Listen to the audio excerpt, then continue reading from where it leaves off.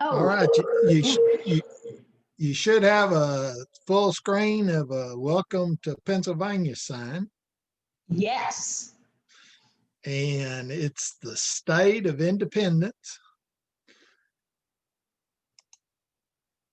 And where we'll basically be coming in from is, since I'm in Texas, I'm coming from the west headed east. And so we'll be coming in, and the first place we're going to slow down is going to be here at Pittsburgh. And the first time I went to Pittsburgh, it was for a conference, and I really didn't know what I was getting into, but there is so many tunnels that comes into town. And when you go through the tunnels, they have yellow bridges everywhere. And they call it the city of bridges. And this was a view basically from the motel, but if you go out to the incline, you can get even a better set of pictures shooting down on Pittsburgh. And you can see the yellow bridges this way, you can see the yellow bridges this way. And these come in handy because they'll shut this bridge down or this bridge down when they're having a football game or a baseball game, and this becomes walking traffic. And this is, uh, you can take a river cruise and in the evening, and it's just a very nice place to take a cruise. And they'll take you right by this, which is Point State Park, and that's a beautiful fountain when it's running. And as the evening comes, the lights come on, and so you can get a very nice view. If you're on the river cruise, you can get a nice shot of the water fountain uh, from there. And back just behind and just back is the Heinz Stadium where the Pittsburgh Steelers play football. Now, if you're on the correct angle here, you can see that same stadium in the background there. And this is, like I said, where Pittsburgh was, but I was like, Heinz, that struck me as odd. And so I looked that information up. And Heinz actually started their headquarters at Pittsburgh, Pennsylvania. And that's a $9 billion annually corporation. But all the tomatoes are produced in California and they're processed in Iowa and Ohio. The manufacturer there at Pittsburgh makes instant soup and baby food. But I guess they have enough money to sponsor a football stadium. And then for the Pittsburgh Steelers, they have the PNC Park and the, I'm sorry, Pittsburgh Pirate. And anyway, that was a great day. We enjoyed going to the baseball game. You can see they close that bridge for walking traffic, and they have all the vendors set up over there. And I enjoyed their mascot. He made the game for us. It was a boring game, but the mascot wasn't. He was pretty entertaining. And it was a great day and a great game. There in town, there are four uh, Carnegie museums. One of these is a 7-story museum that's all dedicated to one person's exhibit, and that's the Andy Warhol Museum. And any of you that know him, that's just about a perfect display of his art. He just picks something and he colorizes it every color in the world. And that's the way the whole museum is. And it's just a very pop art culture kind of deal with lots of colors. So he is a colorful person. And if you like churches, that this particular one is the Smithfield United Church of Christ, and it's got a very nice stained glass windows, nice interior, just a little bit different than a lot of the the other churches I go into. So I thought I'd throw that in. If you're on a run about 2 hours from Pittsburgh, you can go down to this little town called Mill Run. Now, I don't know how many of you like Frank Lloyd Wright, but this is where Falling Waters is. And it's probably one of his most famous houses. You can tour it for $25. It is just an unbelievable exhibit. Lanny and I had the opportunity to go to a Frank Lloyd Wright facility up in Wisconsin, and we enjoyed the day there going through that one. But this is a phenomenal one. So just make a little detour down there and check it out. Did you need to make reservations ahead of time for that? Well, it's always good to do that. And Oh, yes. You have to make them about 6 months in advance if you plan to go. You can't just walk in. Okay. And so now I'm going to backtrack, go to Puxatawny. Now, anybody that knows weather, this is the weather capital of the world. And they have one of the weirdest celebrations with their groundhog. And I enjoy this. If you hadn't ever been to San Angelo, Texas, you know that we have sheep everywhere. These fiberglass sheep everywhere, decorated every direction.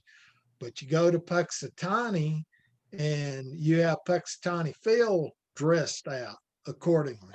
So you may have him dressed as a banker or the mayor, or you may have him playing the bagpipes or an engineer or fireman. But this is just a light sampling of about 75 different ones. Or you can actually check out Puxatawny Phil. He's there. He's got a little age on him. And every time I see him, he's laying down and just enjoying life the way that he probably wasn't supposed to. But anyway, it's an interesting way to see that. Now, State College, every Pennsylvania graduate knows where this is. This is where Penn State's based at. We were staying with an Evergreen Club member down here at Harrisburg because you couldn't find a motel. So we went to the game, then came back late at night, and they just left the door open for us. And those grads do enjoy their mascot, and I enjoy their ice cream. And anytime at a university that has a creamery, I'm going to be checking it out, and they will serve you a hefty portion for you to enjoy ice cream. And to me, that's great. Then you go to the football game. Now, we got there a little early, so we was shooting pictures of anything we could shoot. So we got a picture of the mascot, but by the time the game started, it was whiteout day. And it looked like Lubbock, Texas at harvest time on the cotton crop. It was white everywhere. And that was one of the best drum majors I ever saw and one of the best baton throwers I ever saw at the same game. And they played off of each other at halftime, and it was a great place. Lanny and I didn't think so much of it after the game because we've never been that lost before. There's 4 large parking lots, and we thought we was in one and we were parked in another. So we had to let nearly everybody leave before we could find the car. So if you're going to park your car, use the app of Find Your Car. It works out much better. Then we're going to go across over here in a straight line. I am going to zig back, but Jim Thorpe is a cute little town.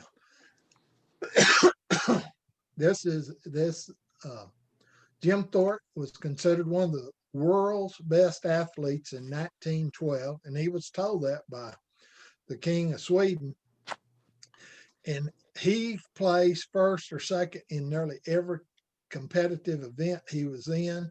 He was a very gifted athlete, but the town is just quaint. You can go whitewater rafting. You can go and tour Packer Mansion. Uh, Lanny enjoyed sneaking up to the mansion and taking pictures. Uh, these little shops downtown, the little bell tower, everything about the town is I considered it quaint. I think she enjoyed a little bit of coffee while she was there and a shop or two or three. And you can take a train ride and do it there out of Jim Thorpe. One of those houses was based at the one at Disney World. Oh, yeah. And Lanny is saying that one house there was based on one at Disney World. And so if you go a little farther towards New Jersey line, you get to the Delaware Water Gap. And this is a good stretch, has lots of waterfalls, Appalachian Trail. You can look down. I will tell you to stop there at the apple pie place. I'm not much for the hot dogs. We get you a hot dog apple pie for $2.95, but we bought an apple crumb pie from Village Farmer and Bakery, and it was outstanding. And so, you know, me and food, I have to check it out. And then we went to the walking bridge that goes between Pennsylvania and New Jersey. And you can see there's so many places here. You can drop a boat in and go rowing. And this one's, Lanny walked real quick so she could say that she went to New Jersey on this trip and walked back. But at this end of the bridge, don't forget to go to the chocolate shop. That guy was good. I mean, he was one of the best chocolate makers I've ever been in, and he told you he was, and he did a good job. He marketed it, and he did a good job with his chocolate. And the Delaware Water Gap, like I said, it's in a national recreation area. When you're hiking the Appalachian Trail, it doesn't matter whether it's winter, spring, or fall. It's just a gorgeous look as you look down from that trail onto that. And if the water's flowing, you can get some beautiful waterfall shots as you're going through the Delaware Water Gap. Now we'll backtrack because he asked me if I was going to say anything about Hershey's. And Hershey, Pennsylvania, everybody's probably been to the sweetest place on earth and been to Hershey's. But basically, most people think I've been to chocolate world, and it's still there, still operating, but it's right across the street from Hershey's Park. And most people have been to Hershey's Park. If you went years ago, this is the kind of roller coaster you went on. If you've gone recently, they've modernized. And this is not my kind of roller coaster. I don't like to twist, turn upside down or anything else. But for those of you that do, there's your nice one. And they kicked in a water park to go along with it. There's not a roller coaster. Wow. Tracks are there. So anyway, and there are people right there. You just can't see them because they survived. There's a pretty good dump of water. Then we come down here to Lidditz, and I just throw this in for what it's worth. It's there to her between Lancaster. It has the railroad station there, and right across the railroad station is the Wilbur Chocolate Company. This is celebrating their 125th year making chocolate, and right here is the entry to the Chocolate Museum, and it doesn't exist anymore. And I'm sorry to say, this has all become condos, starting at $500,000 each. They moved a few of the things from the chocolate factory. They had all these huge copper pots, stirrers, chocolate molds.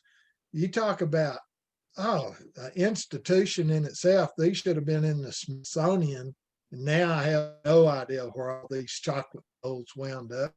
They went across the street 2 years. Now they don't exist. I just wanted to show them because I thought they were fascinating. But Lidditz is more modern than it used to be. So they didn't just relocate the museum. It's just not in existence at all? Not in existence at all. Oh, And there's still a place across the street that sells chocolates, but I don't know what happened to 4 rooms full of chocolate molds and boxes and tins. And so maybe y'all know, but I don't. Now, I backtracked there. I'm going to come back and finish these towns down here, but I come back to Gettysburg. Now you can see where we are on the Pennsylvania line. And Robert E. Lee came into Gettysburg with one intent, and that was to make a name and to get recognition from the British and the French. And he brought in 75,000 troops. Well, the Gettysburg National Park is definitely worth a stop. You can actually get a dope to ride in the car with you and take you around and talk to you while you're on the grounds. You go inside the museum and they have a 360-degree mural, and it just depicts the battle going on. And it's hard for you to grasp in your mind that this is all taking place on about 5 acres. You have the Confederate Army with 75,000 men. You have the Union Army with about 50,000 men, and they're all fighting on about 5 acres. And I don't see how you can keep from hitting each other. And so when the 3-day battle was up with, Robert E. Lee loaded up his wounded and took it, and the Union left with their wounded and who could do it. And they left almost 50,000 people dead on the battlefield. And I don't know how either one of them claimed victory, but it basically ruined the Confederacy. On the grounds, there's something like 1,400 monuments. So there's monuments everywhere, all sorts of cannons, wagons. Just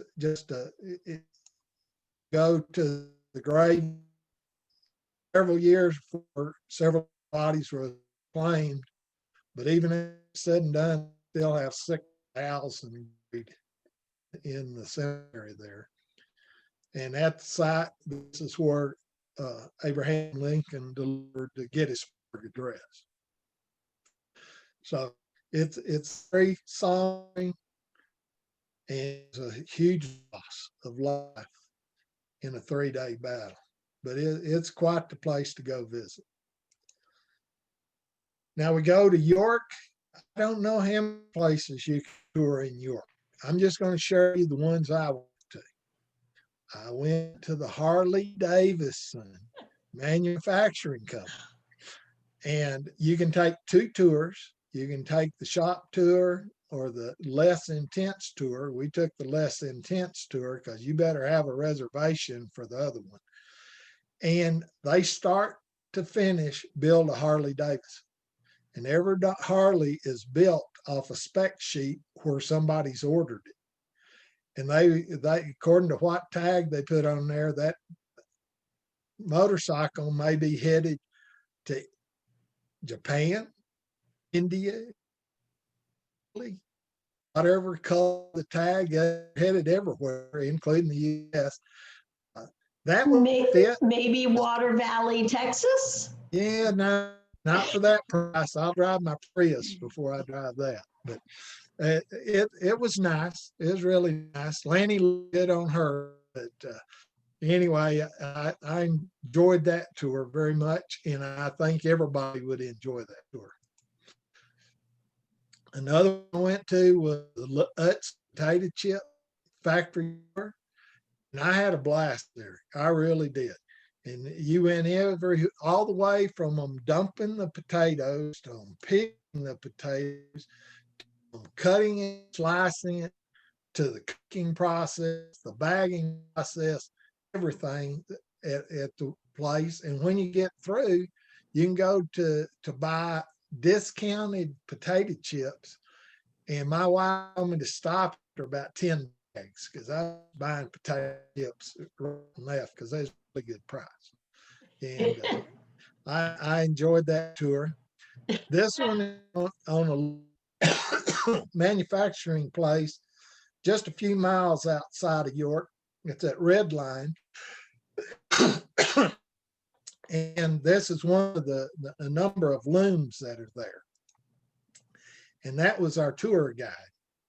And he's been in the industry since he was 17 years old. And he was 81 giving us the tour. And he's older than that now. And he had 9 looms in that building. And he had 23 looms in another building. And he develops these patterns and brings the yarn in, and he'll make you a bedspread. He'll make you curtains for your walls. He'll make carpet for the floor. It was just amazing. And he was such an enjoyable guy to be with, to listen to him. And we really enjoyed that tour very much. But there are other tours at York. It's definitely the tour capital. After years and years, Lanny finally got me to Lancaster. We stayed with travel club members there, and we made such a bond with them. We visit them every time we're in the area, and we visited with them 4 or 5 times, I know. And we visited with them last year also. And it's real fun to see them, but it's a different lifestyle. And people in their buggies, and just different. It's not, that's the word. It's just a different way of life, whether they're Amish or the other group that looks identical to them. The only way you can tell them apart is who's using the technology. And I love the farming. Pennsylvania itself has about 1.25 million acres of corn. These guys know how to do it. I mean, there is no question they're some of the best producers I've ever seen. There's about 700,000 acres of soybean production. They're really good at that. Out of the 800 acres of tobacco grown in the state, I think it's all grown right here at Lancaster. They grow a lot of tobacco. I'd taken this picture and I didn't know how unique it was. I was taking it to try to get you a deal where you have a team of draft horses pulling a hay turner, but I wanted you to see how tall that corn was in the background. That's 12 foot tall plus corn. When I got home, I realized it was a woman driving that team, and she's barefoot. Now, both of those is pretty unique. And I could not believe that she was driving that huge team of draft horses. And it's not unusual to see them to use a little modernization, but I mean, they're still using mules and horses, and these guys do know how to work.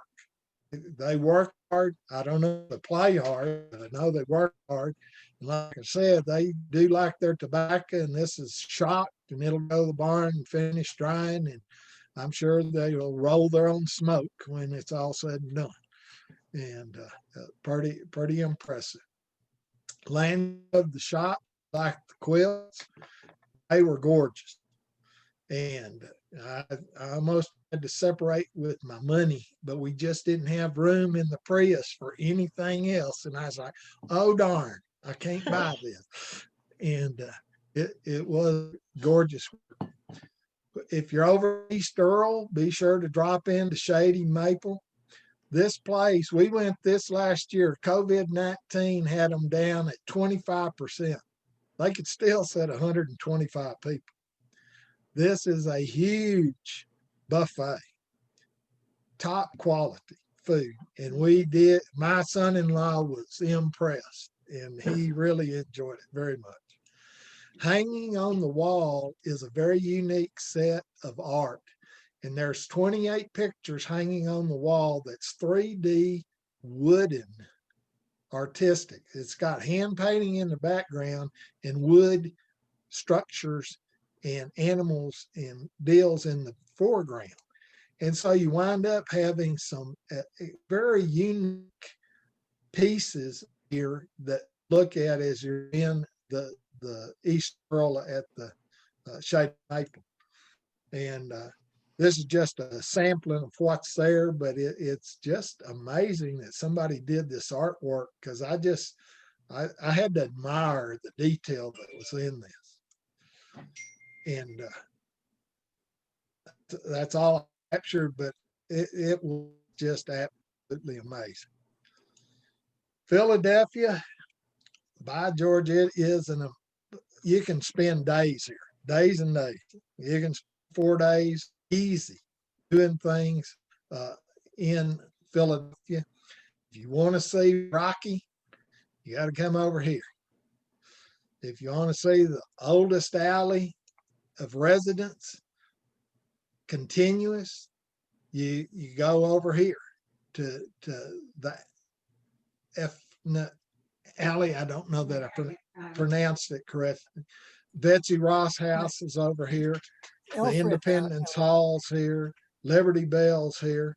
And so I'll touch on all of those, but you can see the Rocky Balboa statue. There's a lot of people, this is what they want to pose in front of. And I go, okay, I'm more interested in Liberty Bell, but if that's what, we'll get it. The Ben Franklin Institute's over in the same area. Lanny and I held off the first trip and we went the second trip. Turns out this is a kids museum for the sciences. We was a little surprised with that, but we learned a whole lot with the kids as we walked around the museum. And this is the Liberty Bell with Independence Hall in the background. This is the oldest alley of residence in the United States, and Love Park and its iconic symbol there, all in Philadelphia. The house, Independence Hall, we didn't get to go upstairs this time. We have been upstairs in it, but it has this very nice staircase, and it's worth shooting upstairs and downstairs both. And also the Chinatown is very unique also. And so be sure to make your way there as you're heading over to the Reading terminal. Betsy Ross house. And once COVID's gone away, this is a great place to go with the kids because they enact time frame deals on the stage there.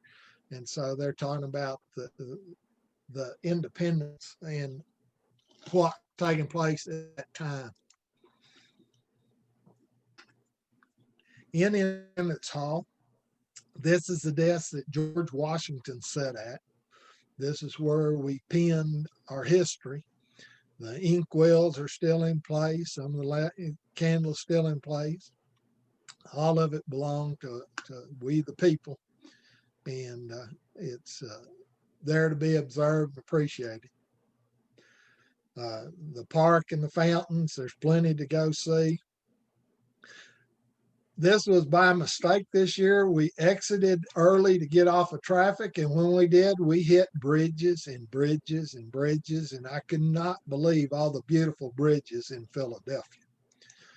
And so I tell you, go.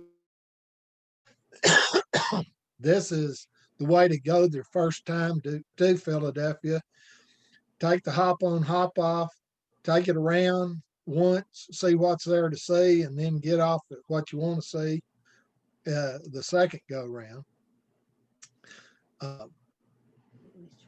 Yeah, you need to go see Liberty Bell. You need to go see Independence Hall. You need to go see the church where they hung the lights, one if by land, two if by sea. You need to go just one thing after another.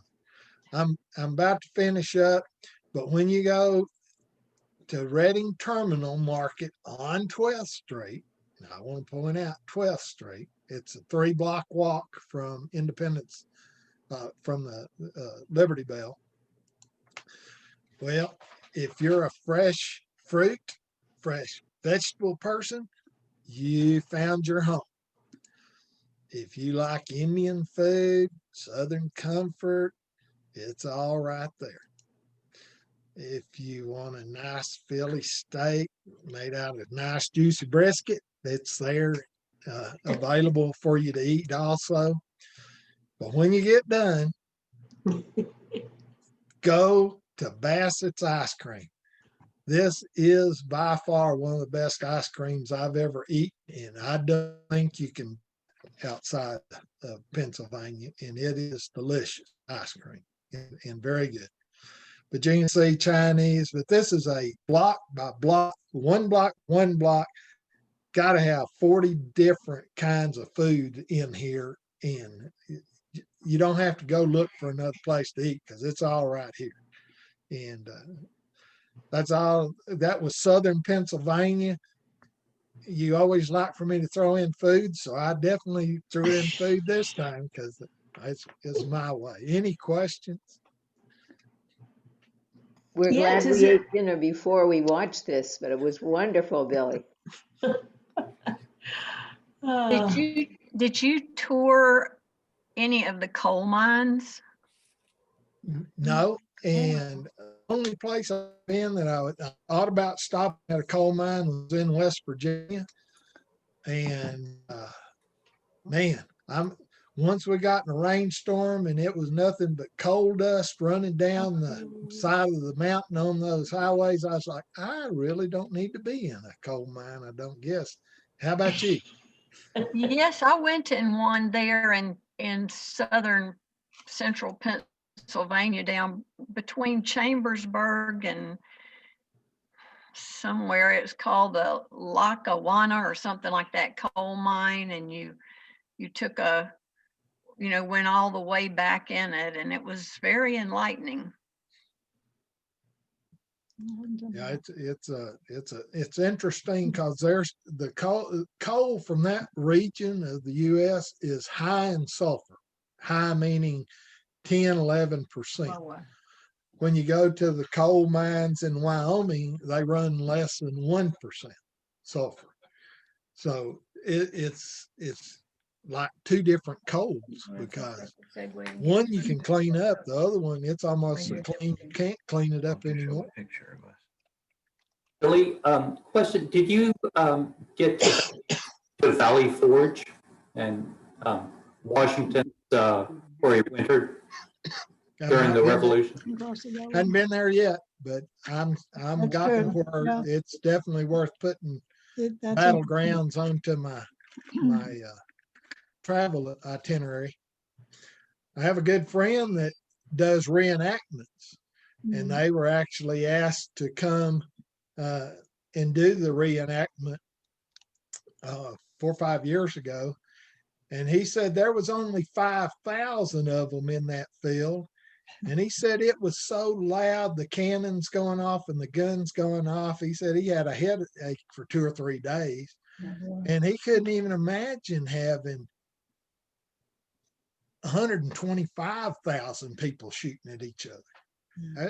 That I can't imagine how noisy that was. Philadelphia's not my old stomping grounds. I grew up outside and about 20 minutes away from there by train. I worked for the railroad, so we used to have a pass and we could go into Philadelphia all the time. And Reading Terminal Market, I mean, that was the place to go.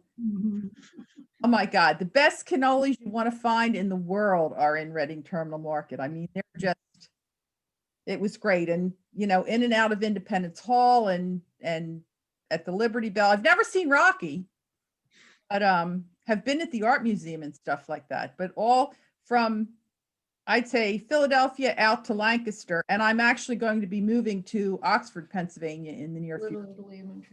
I'm going to be number 29, I guess, out there or whatever. There's a Well, relatively new museum too, right around the corner from Independence Hall, Museum of the American Revolution, which is very good. It opened about 2 years ago, I think. I saw it last year about this time.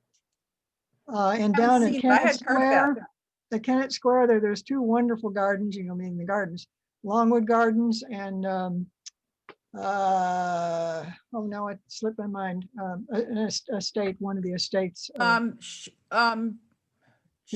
your mind. Chandelier, Yeah. chandelier. No, I've been to that one though too. That one's really nice too. It has a At big, DuPont. it was one of the DuPont houses, but it's right near Yeah. Longwood. Um, It slipped my mind now. Beautiful woods and flowers and azaleas in the spring, but you go through the home as well. And then close to that is where Andrew Wyeth lived. There's a museum with him and Warhol and Jamie, and that's a nice art museum. Yeah, there's a bunch of stuff around there too. And the museums, there's the Philadelphia Art Museum is really good. And then just down the street is a Rodin Museum of Sculpture. And then next to that, the Barnes Museum that they moved out of a neighborhood and made it just like it was in the neighborhood. It looks like a house from the outside. But the architect planned the house for each of the paintings. It's a collection of impressionist pictures that Barnes owned. And sometimes they go on tour, but that's a spectacular collection of impressionist art if you're ever into that. That's a great place to go. A Winterthur, that's the name of it, Winterthur. I knew it'd come to me. Okay. DuPont. And someone wrote, Al and Lauren from Moore Park, California said Longwood Gardens is Longwood, amazing. Yeah, Longwood's at Kennett Square and then Winterthur is just right down the road. Oh, okay. They both belong to the DuPonts. Longwood Gardens was started years and years and years ago. And when I was growing up and a teenager, we used to go there.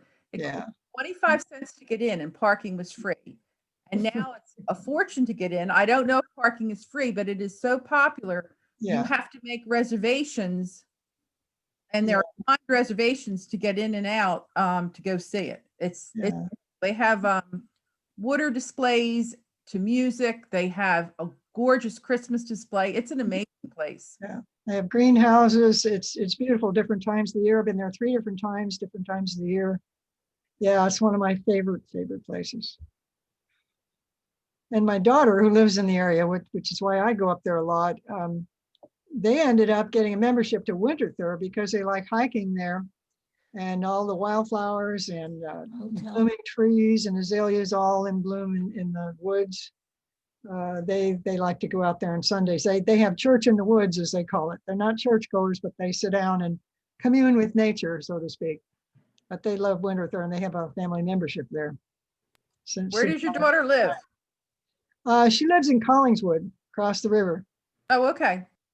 At Cherry Hill, Collingswood, Haddonfield, that area. Yeah. I know where it is. Right, Yeah. right near Winterthur, there's a hotel, I forget which chain it is, but the different rooms are decorated exactly like the rooms at Winterthur. So you can actually pretend Okay. Yeah. in one of Like the the rooms. Barnes. That Barnes Museum, the neighbors, the original Barnes Museum, the neighbors got tired of all that traffic, but Barnes left it to, I don't know, some kind of foundation that couldn't move it. So there was this big battle with the city of Philadelphia. They wanted to move it down with the other museums, and the foundation said, no, we can't do it. So the compromise was that the museum they built is a duplicate of what's out in the neighborhood. And so when you walk in, I've been to both of them, and when you walk in, it's just like you're walking into the old building. But the place was designed for those paintings to hang in specific places. Huh, for the interesting. Impressionist collection. It's just exactly like it. So Oh, it was nice. a good compromise.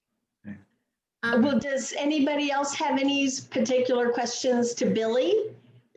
And then Wonderful we'll. presentation, Yeah, Billy. I've Billy. been to so many of those places. Really love them.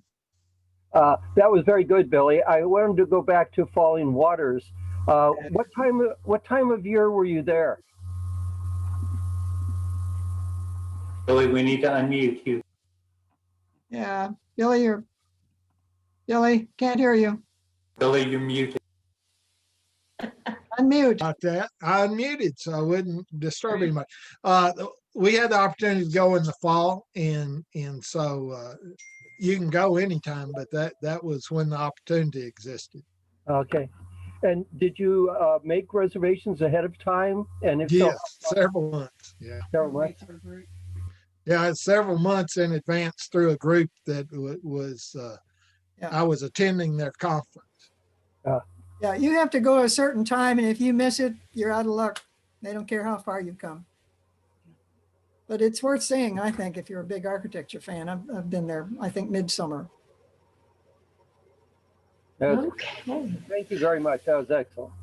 Well, and thank you, Billy. That really, I think with your variety of things that you and Lanny make a point of seeing in each of the places you go, I think hits everybody's interests.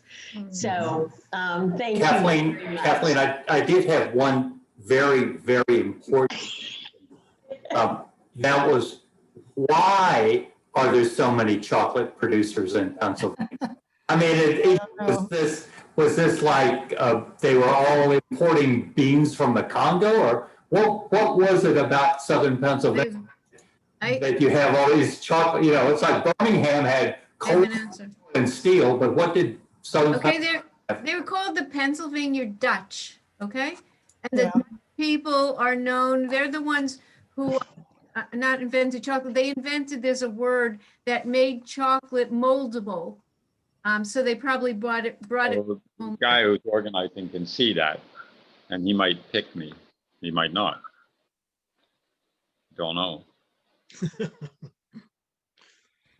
I I'll want to, unmute Ron for just a sec. Keep going, Sandra.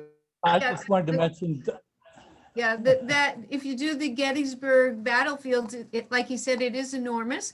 We've done it two different ways. One, where a guy got in our car and he drove it all over and told us the stories. But the second way was fabulous. We took segways, which I was terrified to get on. But once I learned how to maneuver it, I wanted to buy it. And that was a really fun way to and do it. we were in a small group with a leader, all on segways. It was Okay. great. The other comment was about the Amish or Pennsylvania Dutch there. There's a chain of gas stations you may have heard of in the eastern US called Wawa. Oh, yeah.